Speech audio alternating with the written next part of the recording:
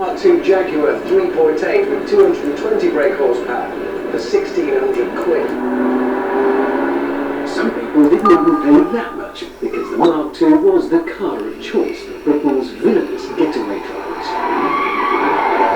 Roy James, who was a great train robber's getaway driver, was very particular about his Jag Mark IIs. He would always steal a 3.4 rather than a 3.8 just because he preferred the handling. Not a lot of people know that.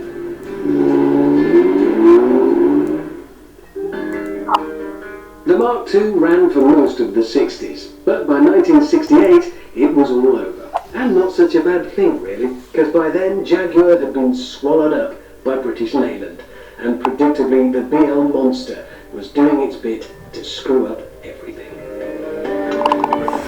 So it had its 8-year run like most cars, but for me it remains the ultimate Jaguar.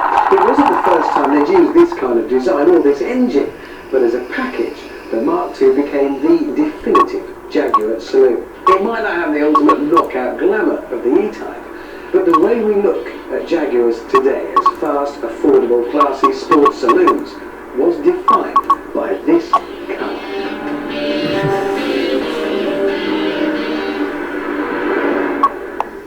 You know, I like the Mark II hugely, but I didn't really get into Jaguar until they launched the supercharged version in 1994.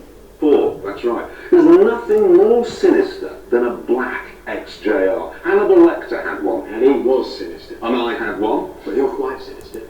And the great thing is that if you parked it outside a post office, while you were away, you always got the sense that it was in there robbing the place.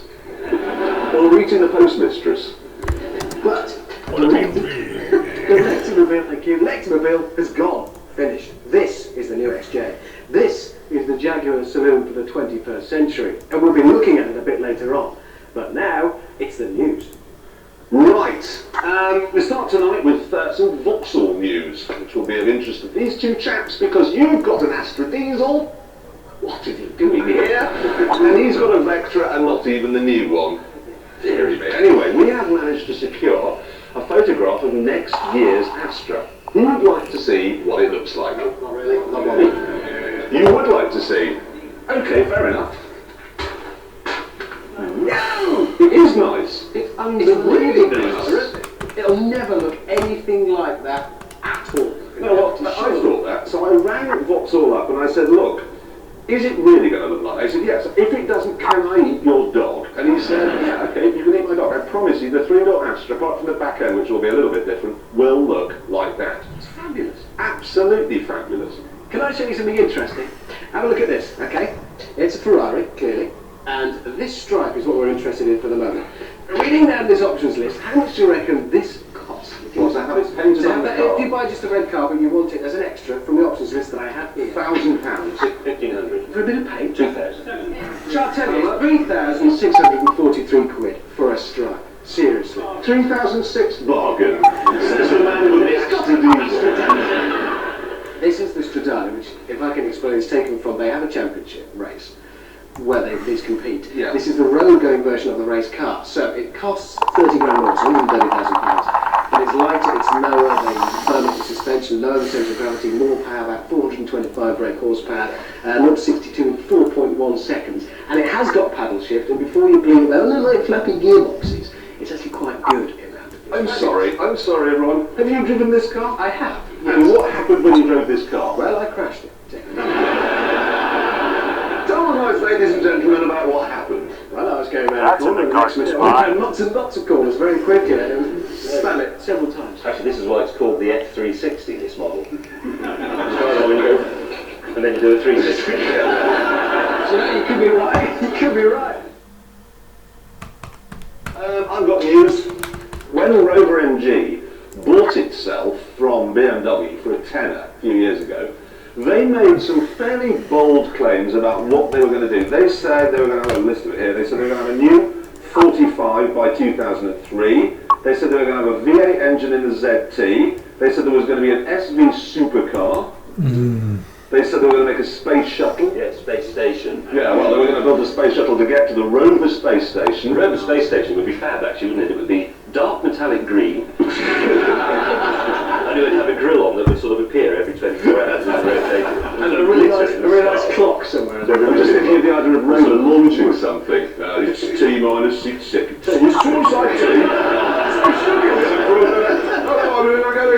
it's 3:30 now, we're knocking off like the morning. We'll do the launch in the morning. Anyway, no Rover space station, no supercar that we've been able to see, no Rover 45s. They've not annexed China or bought India or all the things they said they were going to do, but what they have done, and I've got a photograph of it here, is launched some whoops for the MG. Check it out. Yeah, you can now buy those whoops, which will cost you £280 inclusive of VAT, or if you want them attached to the car, £339. Right, reliability studies, we love these, because, no, we do, because they tell us not, which is the fastest 0 to 60, but which cars break down and why. This is a good one, it's by a company called, I think, reliabilityindex.com. Internet. Possibly isn't the best of starts, but this makes interesting reading. Here's their most reliable cars from their extensive survey work. Their top 10 goes as follows. Number 1, Mazda. Fair point. Yeah, Mazdas are reliable. Anyone got a Mazda? Does it ever break down? No, there you go. MX-5 goes for him. Then in second place, Ford. Nowadays, Anyone got a Ford? Does it ever break down? Some do, some don't. Anyway, the second most reliable car. I think this reliability index gets a bit weak here. Third most reliable make of car, Fiat.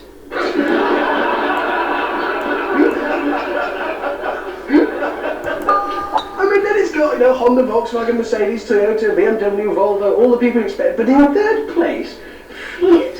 What have they got as being the most unreliable? Well, this is good fun because according to them, the second least reliable make is Subaru.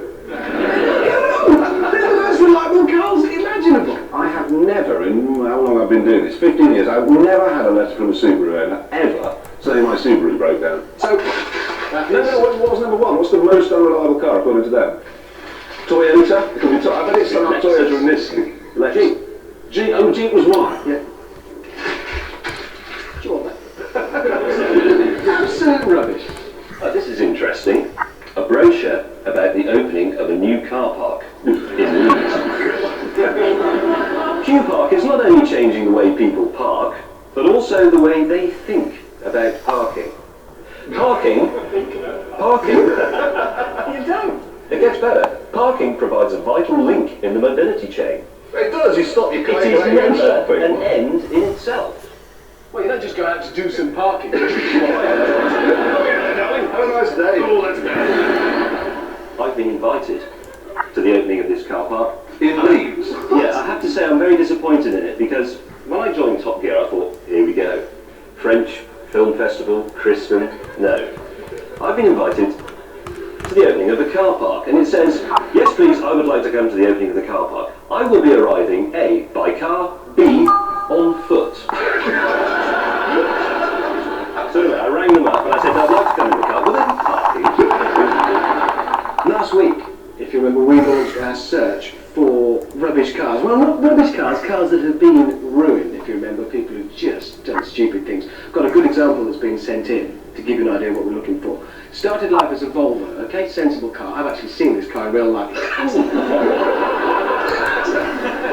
He's welded half a million into it. Where on earth? When I saw that on the M4, there was a train of traffic, all trying to look not just at the car, but at the idiot that did that to it. So, if that's you, or if you've done anything like that to your car, or you know anybody else who has, please drop us a line to I'm a clot and I've ruined my car. BBC Top Gear, London, Wales, W12, Scotland. Now in a couple of weeks we're having a bit of a theme to the show, which is track days. So what we're looking for is people who've been videoing themselves or their friends going around the track when they made a complete haulix of it and crashed. If you've got any tapes like that, do send them to us. Usual address, Top Gear, London W12, England, Wales, Scotland, Isle of Man, Northern Ireland, Berwick. Now, when I hosted Have I Got News For You last year, 7 people telephoned the BBC to say I was a very poor presenter. When my guest tonight hosted it, 85 people rang up and said he was an excellent presenter. He is the Conservative MP for Henley, he's editor of The Spectator, and it seems he's 92 times better than me at hosting topical news quizzes. Ladies and gentlemen, Boris Johnson!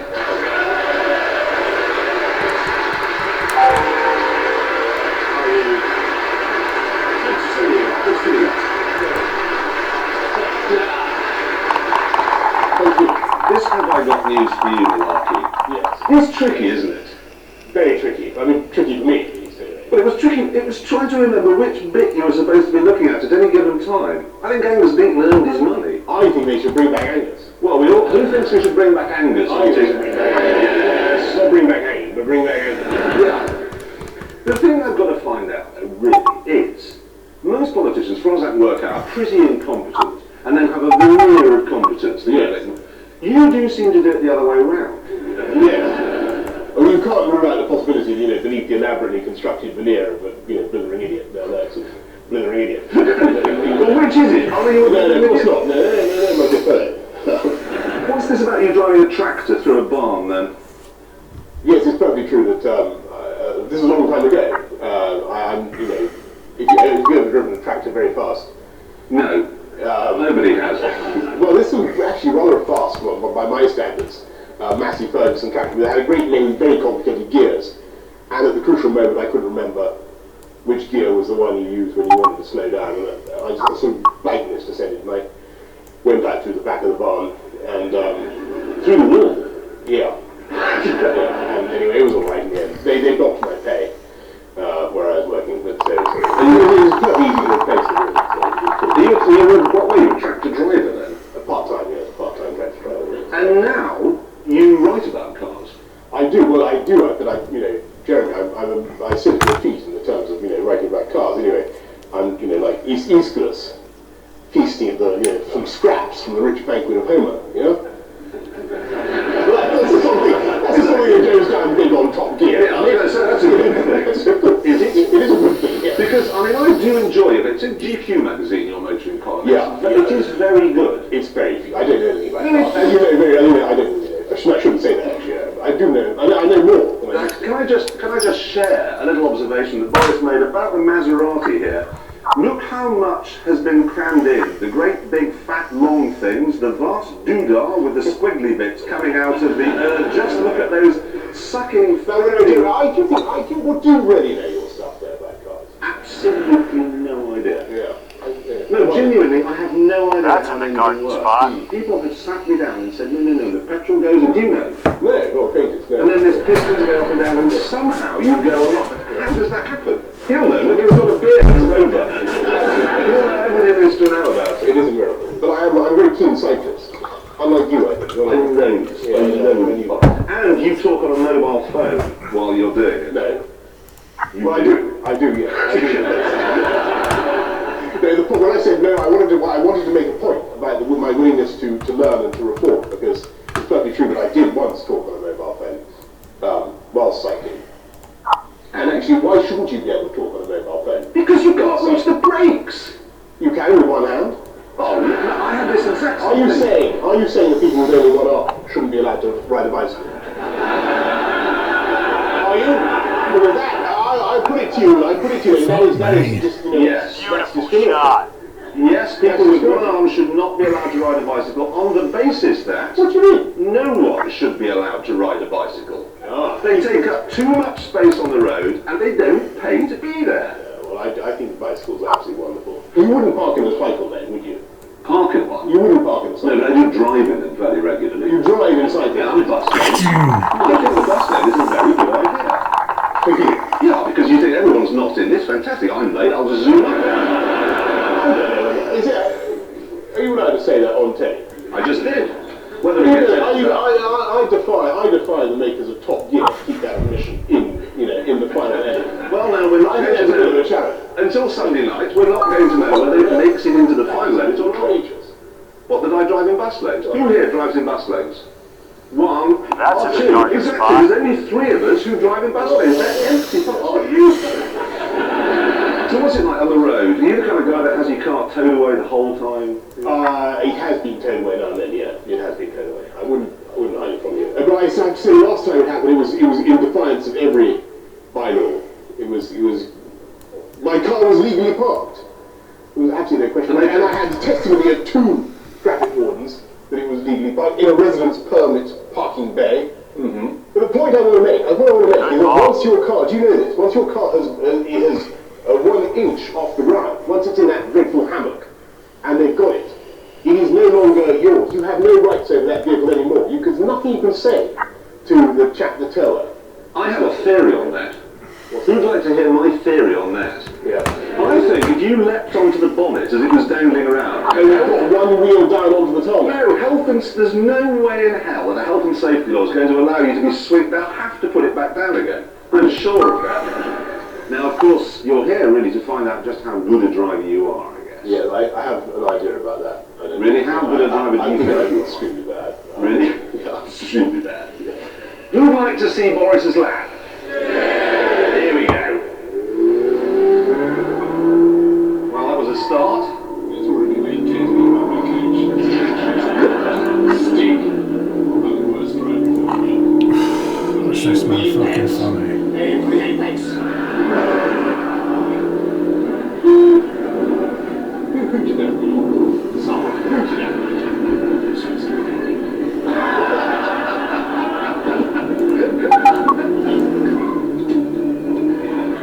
Well, there we are, across the line.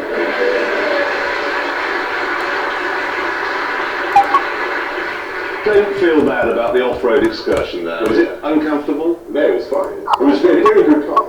It is a very good car, very reasonably priced. I think you can buy them now for about 25p. I'm sure.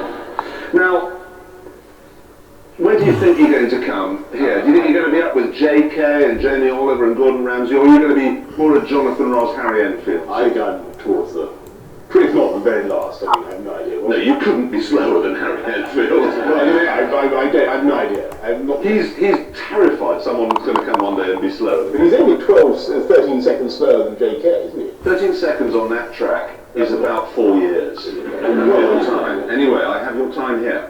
You did it in 1 minute, 56 seconds, everybody. He's faster than Jonathan Ross. Ladies and gentlemen, Boris Johnson.